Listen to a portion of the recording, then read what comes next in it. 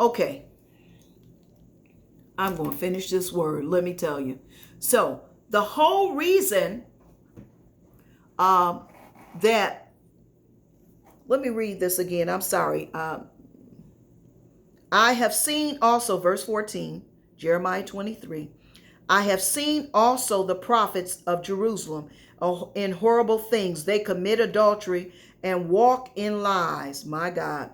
I have seen, let me read it again. I have seen also the prophets in Jerusalem in horrible things. They commit adultery and walk in lies.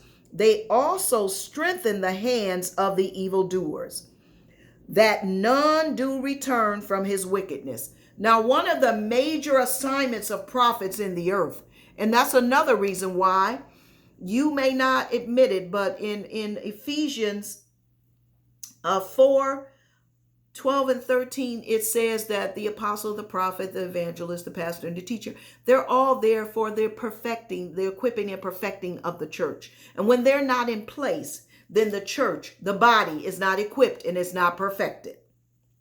However, when the prophets aren't living holy, even if they are in place, if the prophets haven't heard from the Lord, if the prophets aren't leading people back to Christ, early on I said my job is to lead you back to Christ, not to glorify Beverly, not to glorify the prophetic word, but to glorify the God of the prophetic word.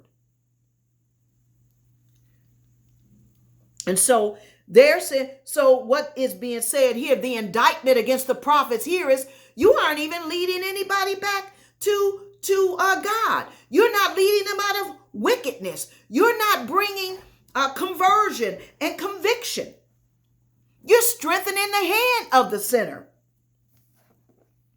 Therefore, thus says the Lord of hosts concerning the prophets, behold, I will feed them with wormwood and make them drink water of gall. For the prophets of Jerusalem is profane and gone forth into all the land. Thus says the Lord of hosts, hearken